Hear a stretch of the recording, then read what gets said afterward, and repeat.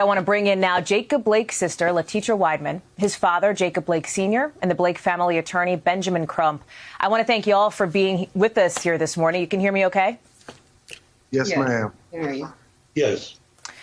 Mr. Blake, thank you again. Mr. Blake and Latetra, I have to ask, how is Jacob doing? How is he this morning? You know, Jacob got shot in his back 7 times.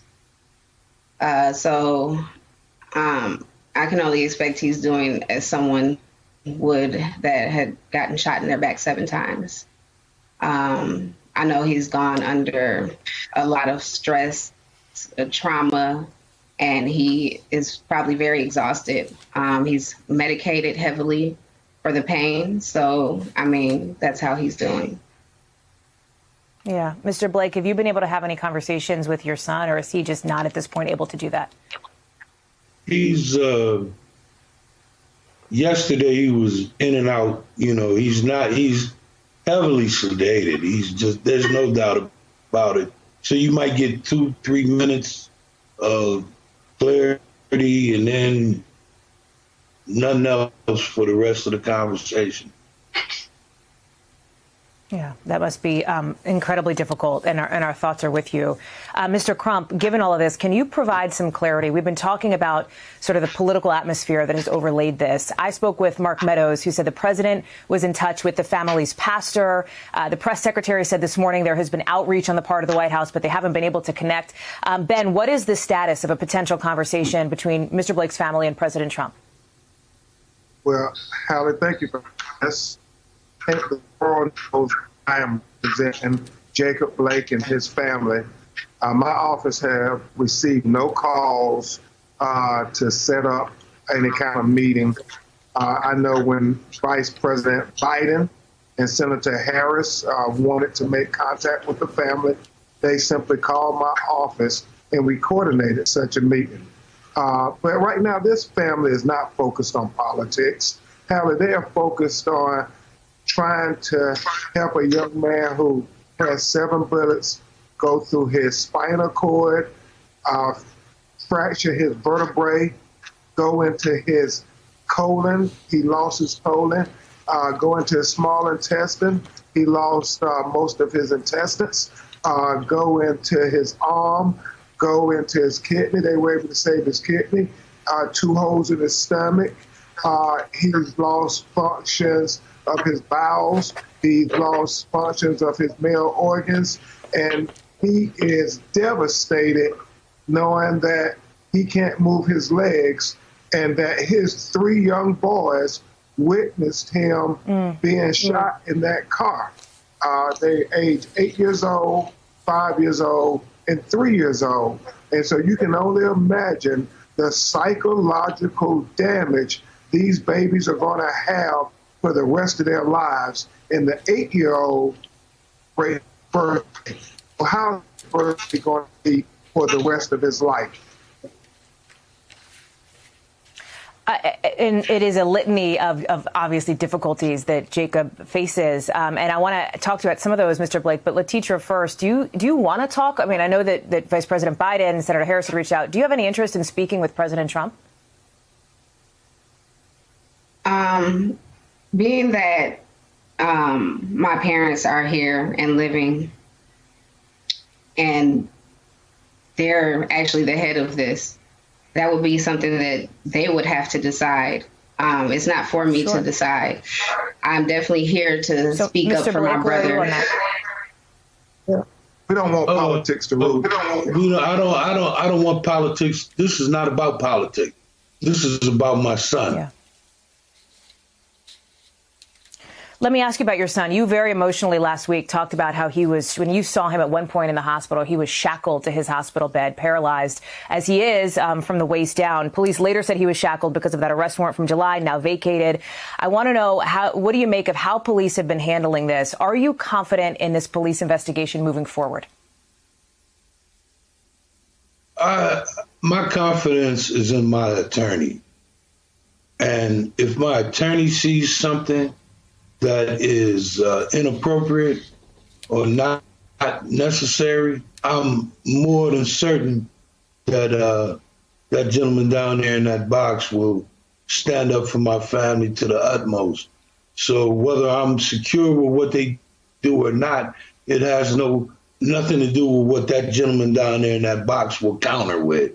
They say he's a better counterpuncher than Muhammad, but we'll have to find out.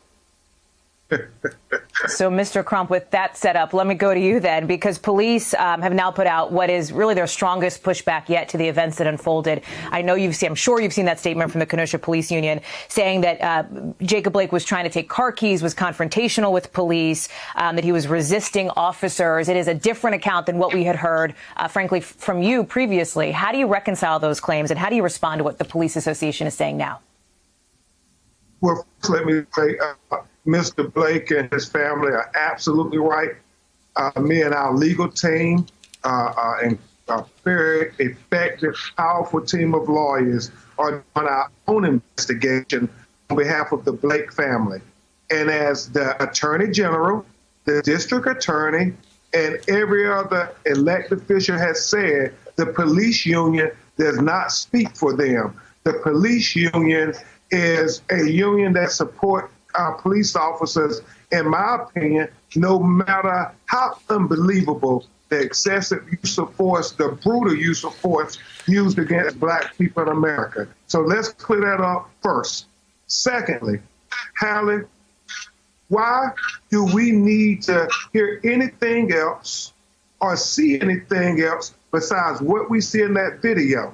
Because when Black people are accused of doing something illegal or nefarious, and if there's a video, they say, we have video evidence. But when it's a police officer doing something bad or killing a Black person, they say, oh, we have to put it in context. Let's don't rush to judgment.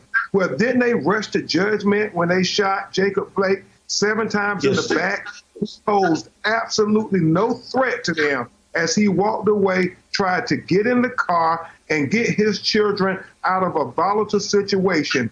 And juxtapose that with this young white man who went and shot 3 people, killing 2 of them, and had the assault weapon hanging down his neck and walked right past several National Guard and law enforcement officials. Nobody shot him in the back. Nobody killed him. He made it home uninjured. We just want our children to make it home uninjured. LaTeacher, this issue of accountability within the police system is one of the themes that happened in the march on Friday here in Washington. You spoke there. You had these words on accountability, on fighting but not violence that seem to have resonated with a lot of people. Can you explain why you felt it was important for you to deliver that message? Because someone needs to do it, number one. Violence and chaos is not what's going to get us to the goals that we need to meet. Black people need to come together and unify and practice group economics, keep our dollars in our community, and build each other up. There's really nothing else that we can do, because there's certainly starting any type of violence or war is at this point would be pointless. We need to focus on our communities and building up as and empowering each other. And we're really just sick and tired of the violence. We're tired of it. We don't want to see more of it. We want to see change. That's what we want.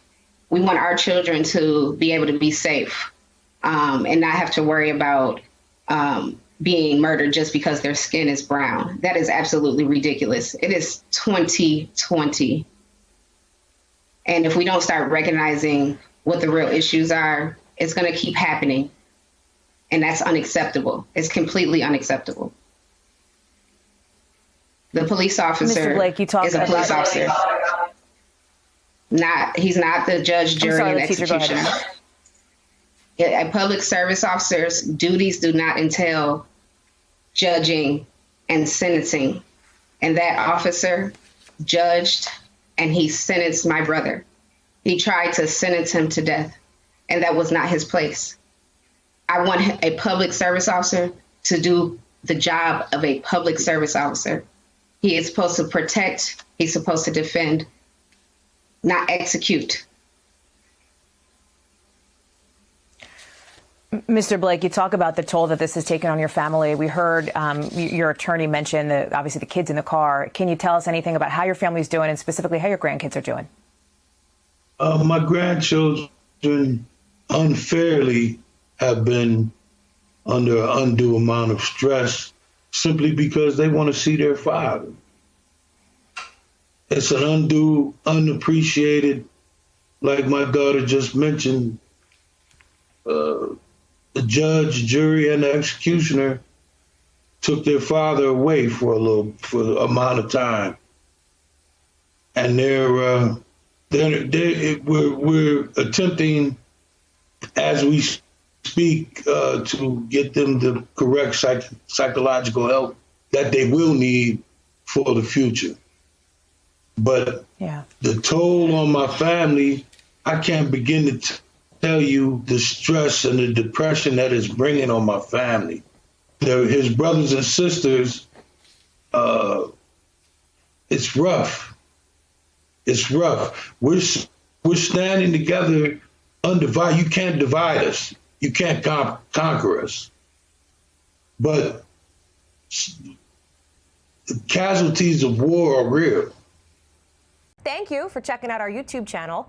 Why don't you subscribe? It's really easy. Just click on that button down there. And for more news from MSNBC, click on any of these videos here for the latest interviews and highlights. You can get more videos from MSNBC with our newsletters. Head over to msnbc.com/newsletters to sign up.